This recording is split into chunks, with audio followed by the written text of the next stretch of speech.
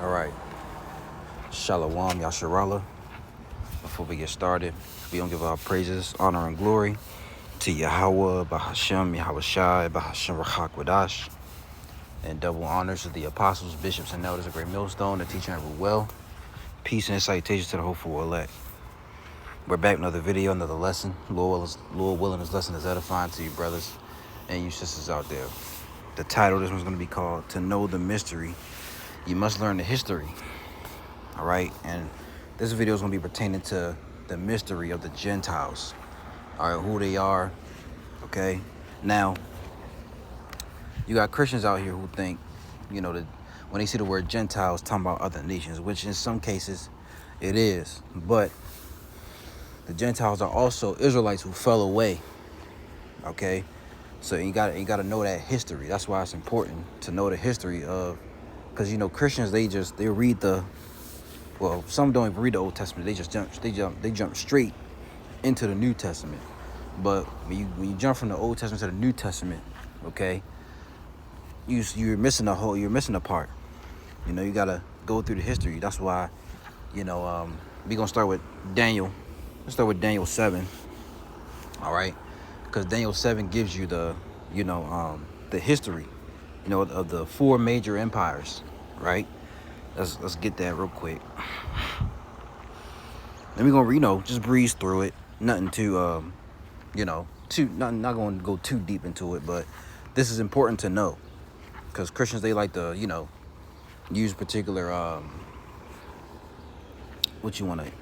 they'll see Gentiles and they'll see the word Greek or uncircumcision and they'll think it's talking about other nations, but it's not. And like I said, in some cases it is, but when it's pertaining to salvation, that's speaking of Israel. All right, speaking of Israelites. Okay, so this is Daniel 7. Now I'm just read verse 4. It says I'll read verse 2. Daniel spake and said, I saw in my vision by night, and behold, the four winds of the heaven strove upon the great sea, and four great beasts came up from the sea, diverse one from another. So Daniel saw four great beasts, which these are four kingdoms. Okay, the first verse 4, it says, the first was like a lion and had eagle's wings. I beheld, to the wings thereof were plucked, and it was lifted up from the earth, and made stand upon the feet as a man, and a man's heart was given to it. Now we know the first beast. This is the Assyrian Babylonian Empire. All right, where the Israelites, the northern kingdom, they went to the Syrian captivity, and the southern kingdom, the Judah, Benjamin, and Levi, they went to the Babylonian captivity. Okay, so it's the Syrian Babylonian Empire. All right, you can go read that history of the northern kingdom in 2 Kings, the 17th chapter.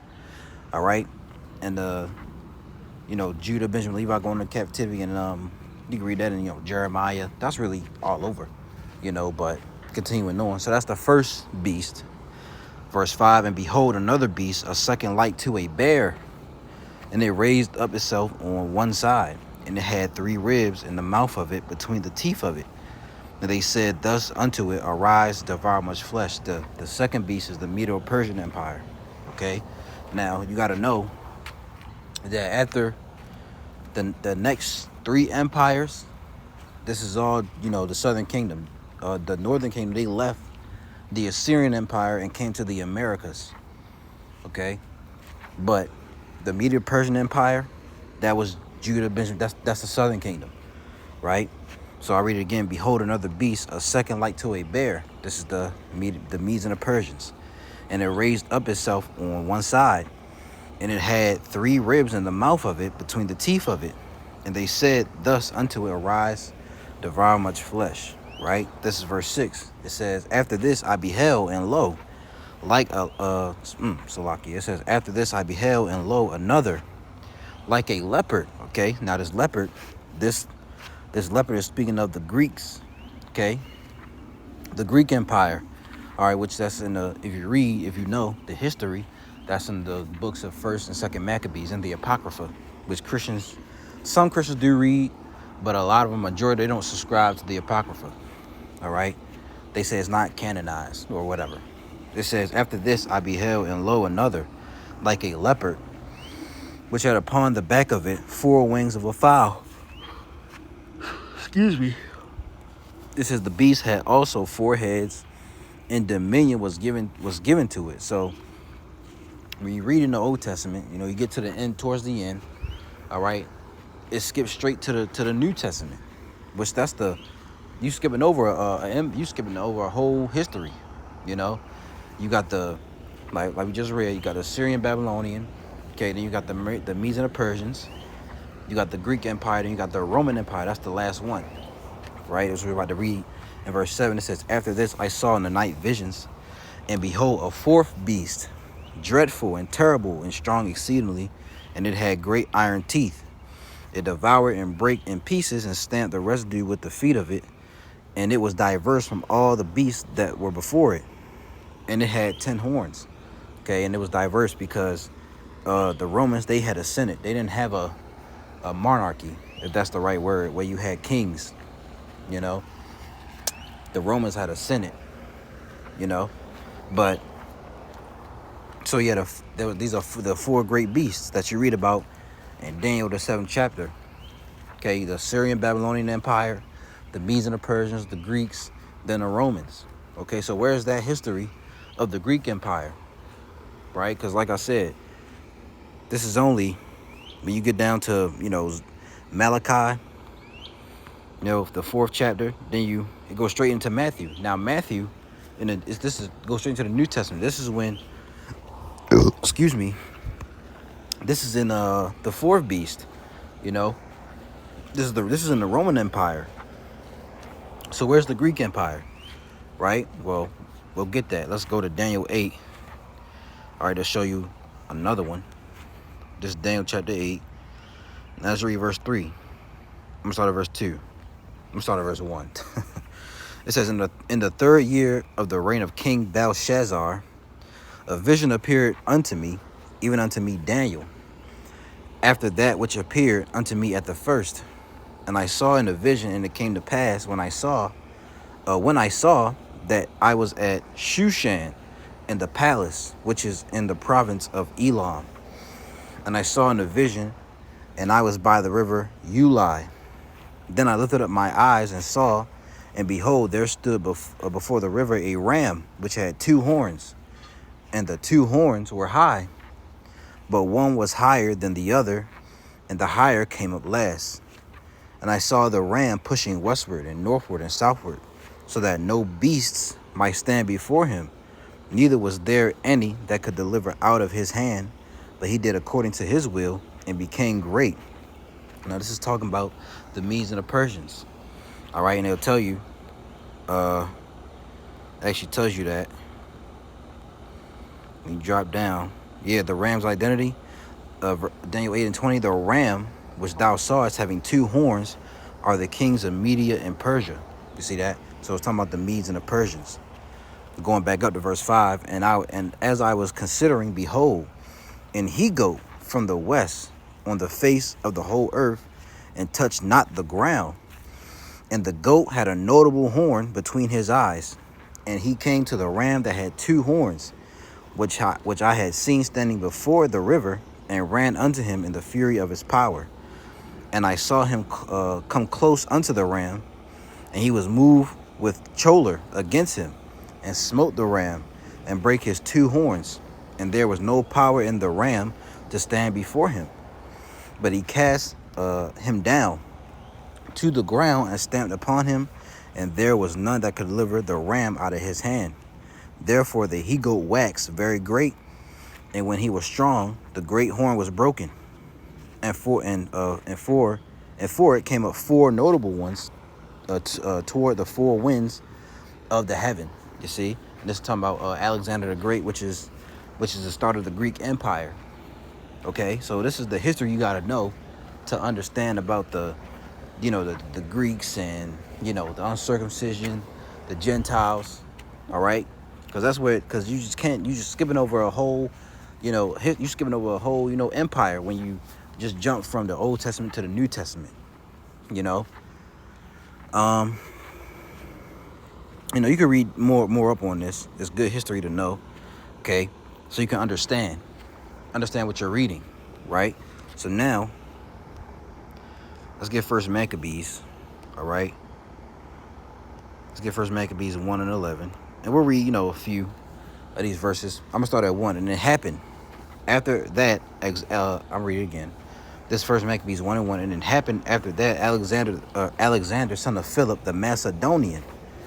All right, now these were Edomites who came out of the land of Chetam, had smitten Darius, king of the Persians and Medes, that he reigned in his stead, the first over Greece, and made many wars, and won many strongholds, and slew the kings of the earth, and went through to the ends of the earth, the known earth at that time, and took spoils of many nations, insomuch that the earth was quiet before him, whereupon he was exalted, and his heart was lifted up.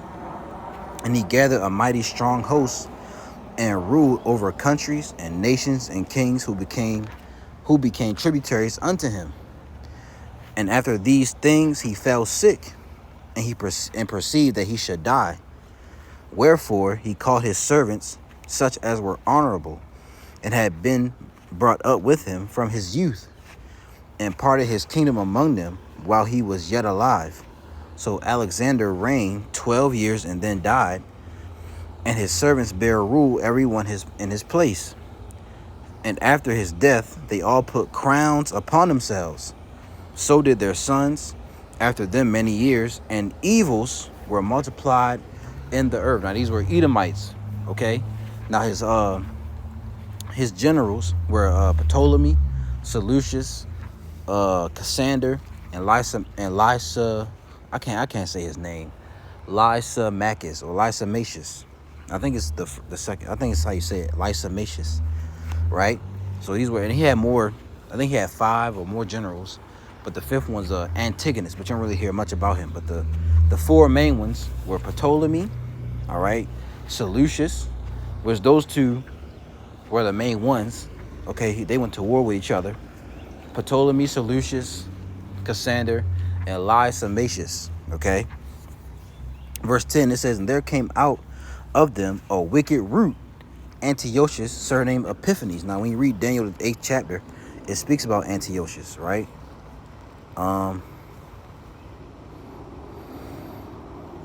Verse 9.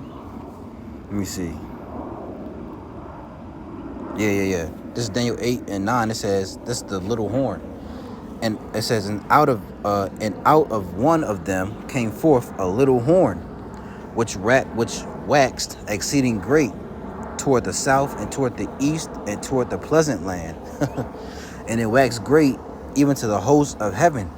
And it cast down some of the hosts of the stars to the ground, and stamped upon them, speaking of the Israelites, right? It says, yeah, he magnified himself even to the prince of the host. And by him the daily sacrifice was taken away, and the palace of his sanctuary was cast down.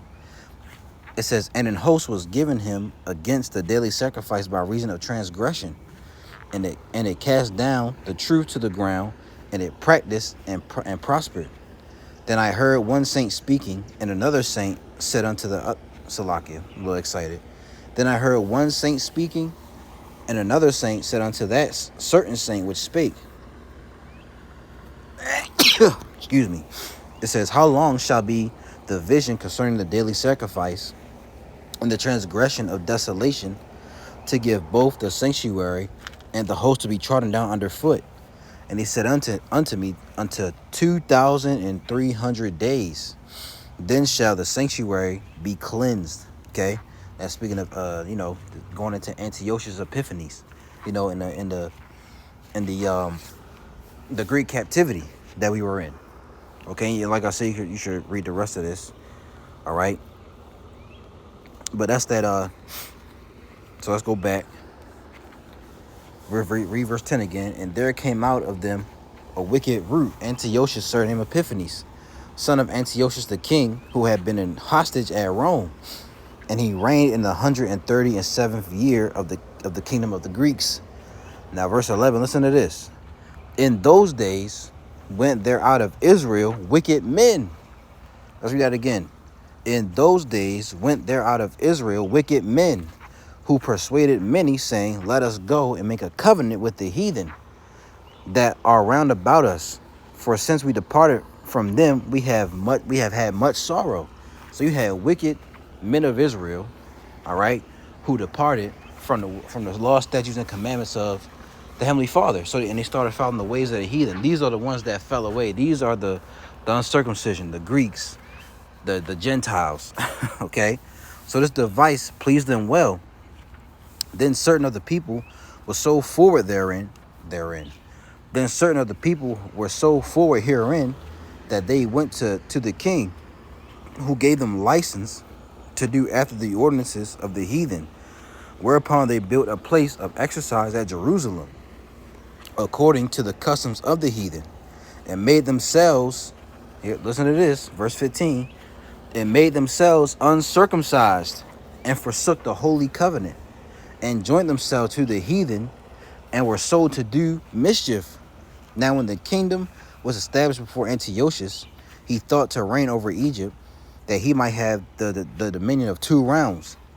It says, wherefore he entered into Egypt with a great multitude, with chariots and elephants and horsemen, and a great navy, and made war against Ptolemy, king of Egypt. But Ptolemy was afraid of him and fled, and many were wounded to death. You see? So this is the history that you have to know. This is where you get the uncircumcision, the Greeks, all right? The Gentiles, okay? I'm jumping down. Let me see. Let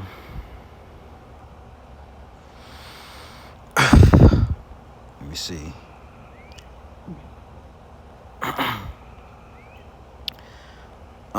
This is First Maccabees 1.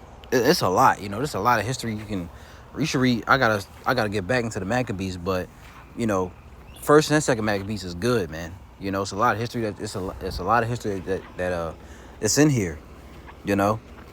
And a lot of these Christians, like I said, they don't get into the history, right? They don't study. That's what the Bible says. Let's get that real fast. We all know this one. 2 Timothy 2:15. Study to show thyself approved unto the Most High, a workman that needeth not to be ashamed, rightly dividing the word of truth. And this goes for us too. You know, we must study to show ourselves approved, man. You know, so we can get it right. We don't, you know, that's matter of fact, let's get that word, rightly dividing. Okay. Strong's G 3718, orthotameo. Orthotameo is the Greek word. It says to cut straight ways, to proceed on straight paths, hold a straight course. All right, down here it says to make straight and smooth, to handle aright. Look at this, to teach the truth directly and correctly. Okay, that's what it means to rightly divide the word of truth, to teach directly and correctly, man. 100% correctly at that.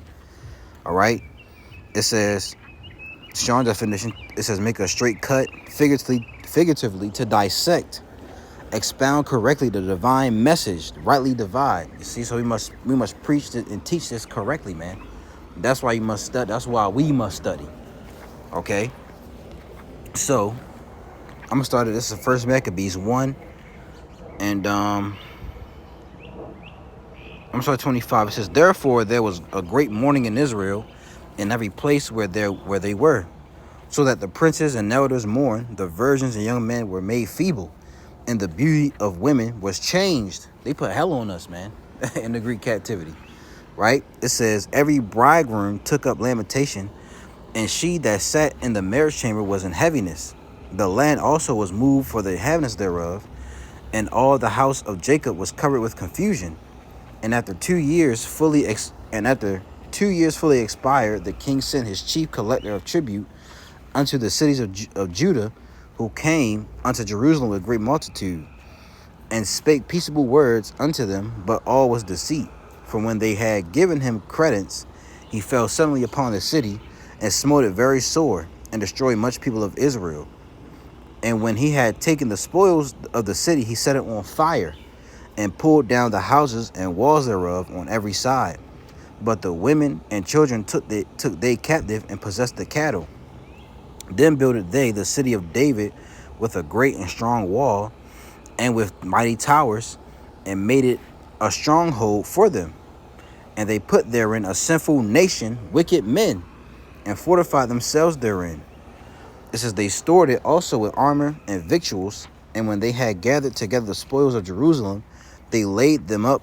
They laid them up there, and so they became a sore snare. Right? Jump down. You know, and we read the rest of it. You know, King Antiochus made a decree. Right? It says, verse 41. Moreover, King Antiochus wrote to his whole kingdom that all should be one people. So he wanted to bring everybody together. You know, it says, and everyone should leave his laws, so that all the, read it again.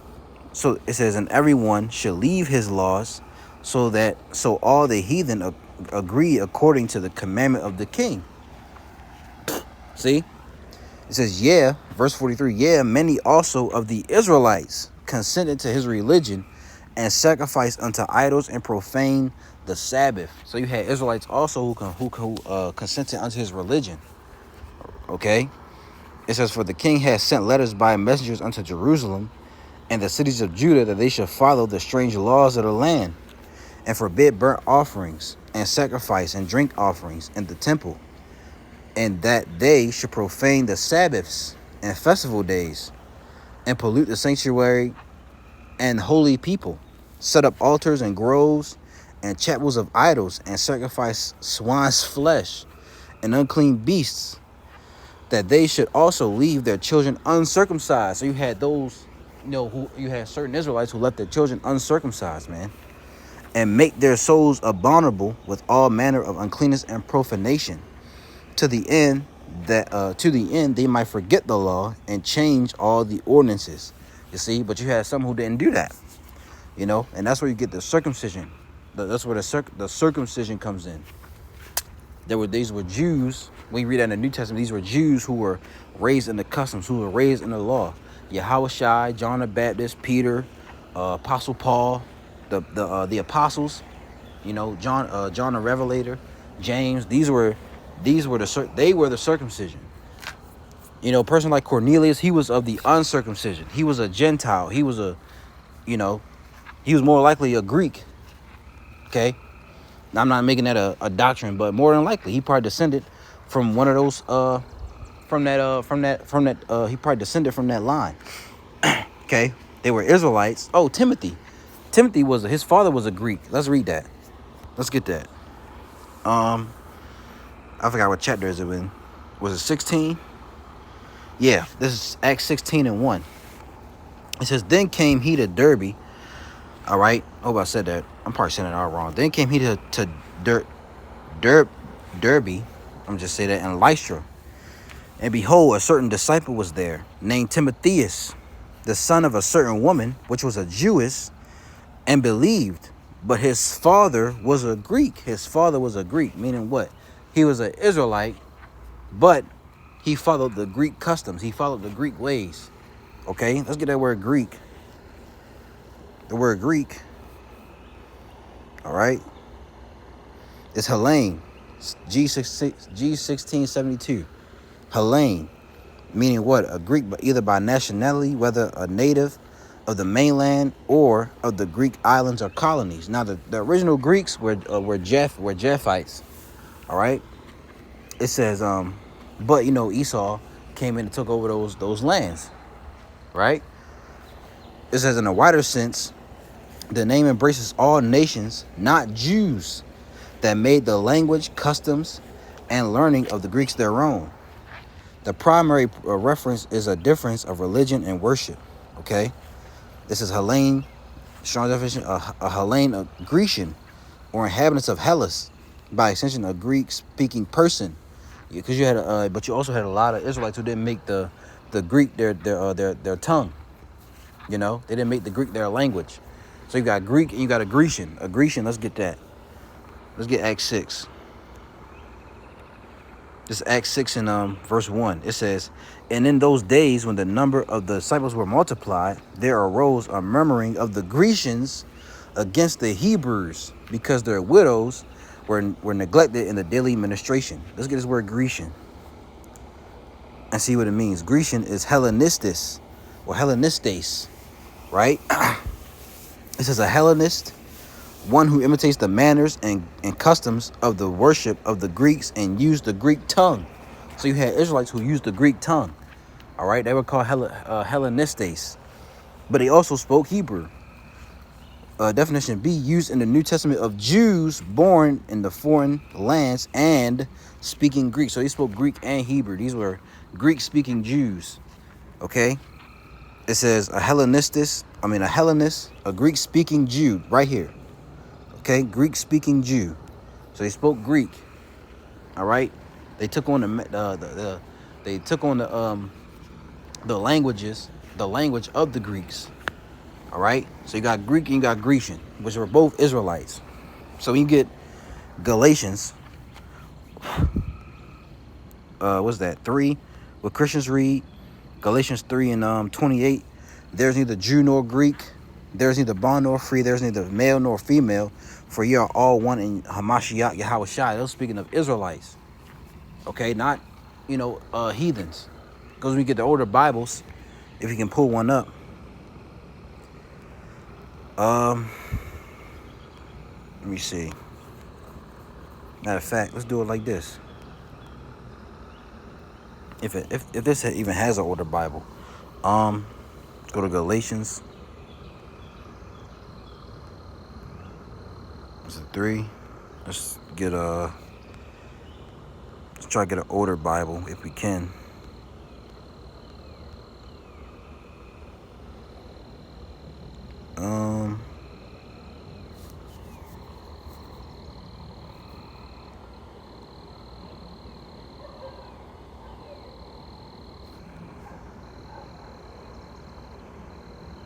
It's not gonna come up. Let's go here.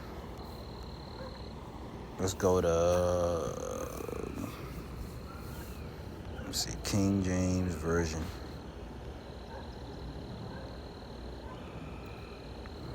I don't want this one though.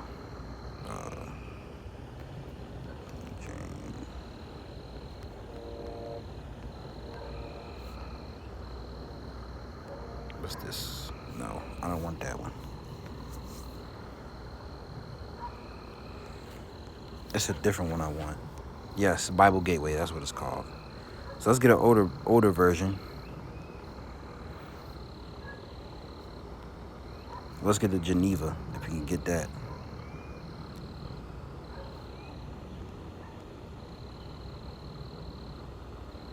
So like you bear with me. Okay, let's get a Geneva and let's go to Galatians.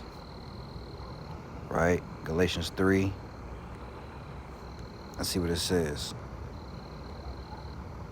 All right, so look at this. This is Galatians 3 and 28. This is the Geneva 1599. It says, "There is neither Jew nor Grecian. There is neither bond nor free. There is neither male nor female. For ye are all one in Hamashiach Yahushua." And before you get your panties in a bunch, who was Paul speaking to? All right, who was he writing to? And he was writing to the church of Galatia, who were Israelites. I believe you get that in Acts, because after is it 16? No. He went to Thessalonica, he went to Berea. Okay, Paul he went to Corinth. He had a great ministry. Okay, he went to Ephesus. Okay, he go to Macedonia and Greece. So Paul had a great ministry. Okay, but he was writing. Let's see if we can get it. Galatians 1. Let me see.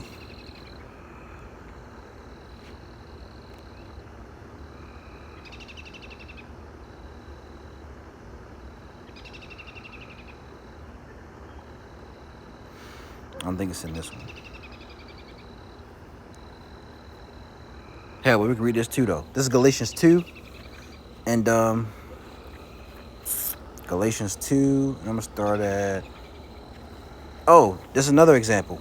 Galatians 2 and I'm sorry, at 1. Then 14 years after I went up again to Jerusalem with Barnabas, right? And took Titus with me also.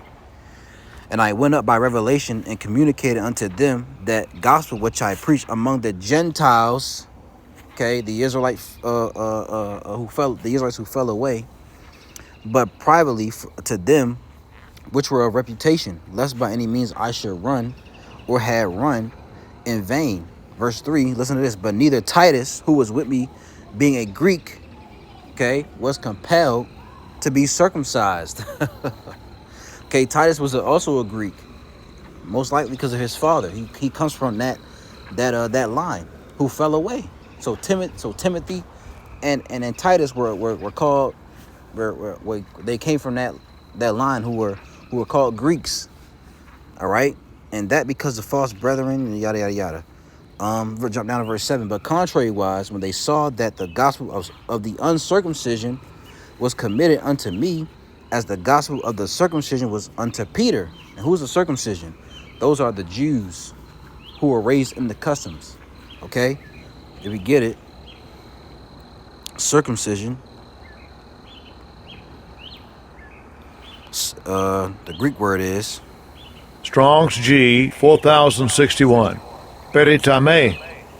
Peritame. peritame, and it says circumcised, the act or rite of circumcision. They, and quote, they of the circumcision is a term used of the Jews. Okay, so it's used of the Jews. Like I said before, Yahushua, okay, John the Baptist, all right, Apostle Peter, okay, the disciples who came apostles, Apostle Paul, they were of the circumcision. All right, we can show you that. I may change the title to circumcision versus uncircumcision. I don't know. But this is Philippians. This is Paul. This is Paul speaking. Philippians 3. Salakia. Philippians 3 and 4 says, though I might also have confidence in the flesh, if any other man thinketh that he have whereof he might trust in the flesh, I more. Listen, circumcised the 8th day, of the stock of Israel, of the tribe of Benjamin, and Hebrew of the Hebrews, as touching the law of Pharisee, concerning zeal, persecuting the church, touching the righteousness which is in the law, blameless. So Paul, he was bragging. He said, yo, I was a Pharisee of a Pharisee. I was in the law. I was circumcised the 8th day. I grew up in the laws. Paul was, he was like that. Paul was like that. But what else he said? But what things were gained to me, those I counted loss for Yahushua. So really, he said it really didn't matter. But sticking to the point. So there's a circumcision and uncircumcision. The uncircumcision were, Israelites who fell away. Okay, so that's what you see in the New Testament. Gentile and neither Jew nor Greek and uncircumcision. Those speaking of Israelites. Okay, let's get John 7, and this is 33. It says, then said Yahushua unto them, yet a little while I am with you, and then I go unto him that sent me. Ye shall seek me, and shall not find me, and where I am, thither ye cannot come. Then said the Jews among themselves, whither will he go, that we shall not find him? Will he go unto the dispersed among the Gentiles, and teach the Gentiles? Let's look at dispersed. He said dispersed among the Gentiles, and teach the Gentiles. Speaking about who? Israelites. Dispersed, diaspora, a scattering, dispersion of Israelites dispersed among foreign nations. Now they put in here of the Christians scattered abroad among the Gentiles. But who are the Christians? Christians are Israelites. Okay, down here in the strong definition, especially and concretely, the converted Israelite resident in Gentile countries. Okay, so that's who we're speaking about. Let's see if we can get another translation. Let's look at some comparisons. This is the NLT. The Israelite leaders were puzzled by this statement. Where is he planning to go? They asked. Is he thinking of leaving the country and going to the Jews and other lands. Maybe he will even teach the Greeks. Why would he teach the Greeks? Because the Greeks were, all right, the Gentiles, the Israelite foreigners. NIV, the Jews said one to another, where does this man intend to go that we cannot find him? Will he go where our people live scattered among the Greeks and teach the Greeks? Come on, man. It's really not that hard to understand, but you Christians don't get it. Because it's not meant for you to get it. It's only for the elect. Okay? NET, then the Israelite leaders, the Jews, said one to another, where is he going to go that we cannot find him? He is not going to go to the Jewish people dispersed among the Greeks and teach the Greeks, is he? You see? So they know. Okay? So this is, when you see Gentile and pertaining to salvation, when you see Gentile and uncircumcision and Greek, neither Jew nor Greek, speaking of Israelites, man, it's not talking about all nations or another nation. Why just say, if it was talking about all nations, why just say Greek? You know, wouldn't it say Greek and Roman and an Ephesian or something like that? Okay, look at this last one. I got this last one. This First Maccabees 1:7 and 11.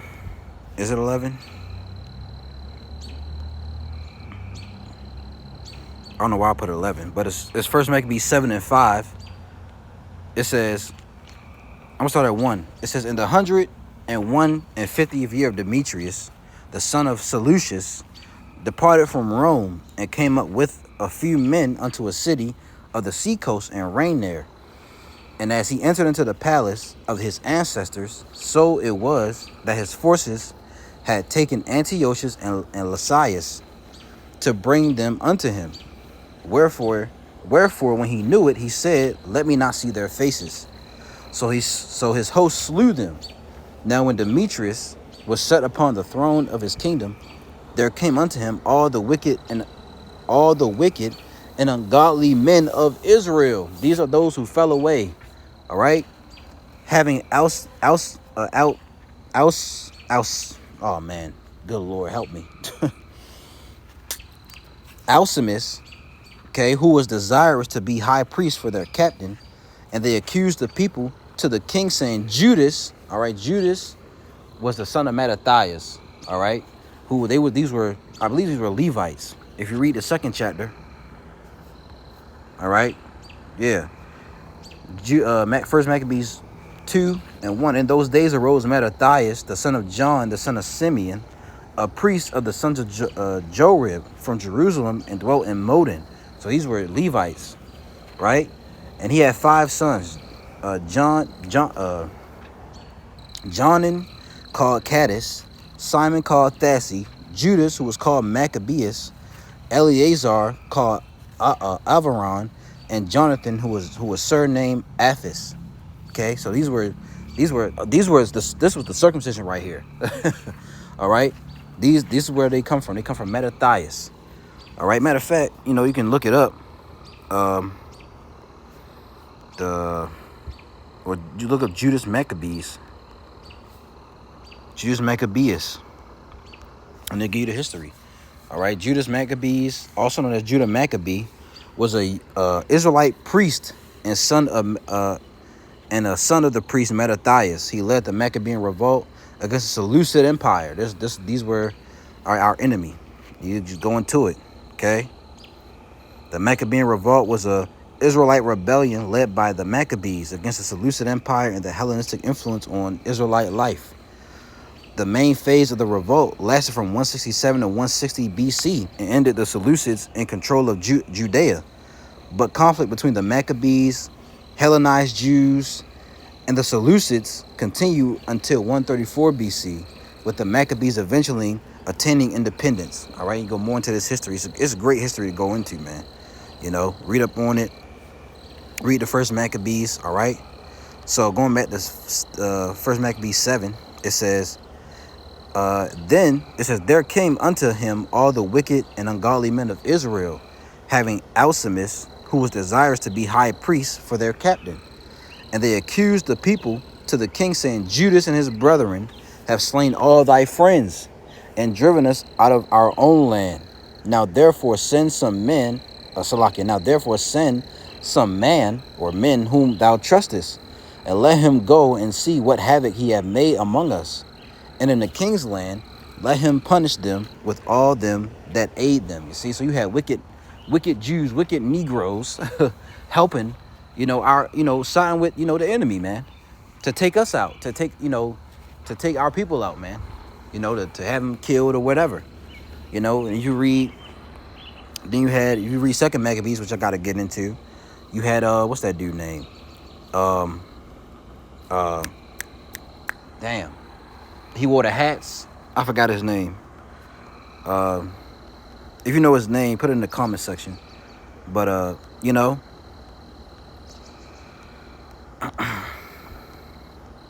me see if I can find it. He wore the hats and stuff. He's in my mind. I forgot his name, but he was wicked too. These are just examples of wicked, men in Israel. So when you read First, Second Maccabees, then you get to Matthew, and you read in, or you get to the New Testament period, and you read in Jew and Greek and uncircumcision. You probably confused, on why you're reading this or why you're seeing this, because you're gonna be confused. Let me rephrase what I just said. You're gonna be confused if you just read the Old Testament, then you jump to the New Testament. You go to Matthew, you seeing Gentile and Jew and Greek, because you don't know the history. That's why you got to read First and Second Maccabees, and then go to the New Testament. Then you'll have an understanding on what you're reading, on why you're saying, okay, this is why I'm saying Greek and this is why I'm saying Gentile, because those Gentiles and Greeks, all right, and the uncircumcision are talking about Israelites, not other nations, all right, because salvation is only for Israel. So I just wanted to bring that out real quick. Hope Lord willing, it was edifying. You got something out of it. Okay, so now now you should know on why the New Testament is talking about, Gentile and Greek and, all that. Now you should have a better understanding. And if you don't, there are more videos out there that you can look at. Elder Yashua always goes into it. Elder Karat Dazaba, he got a few videos on it. Okay, and other, even the apostles, Apostle Tahar, Apostle Gabar, Apostle Ramlab. Okay, they going, brothers go into it, man. So look for the video, search for it. So Lord, it was edifying. We don't give all praises, honor, and glory. All right, Salakia. To know the mystery, you must learn the history. Okay, we don't give all praises, honor, and glory to Yahweh, Bahashem, Yahweh Shai, Bahashem Rakak Wadash, and double honors to the apostles, bishops, and elders of Great Millstone, the teacher and Ruel. Peace and salutations to the hopeful elect. Lord's will use edified. Till next video, I'm going to say, Shalom.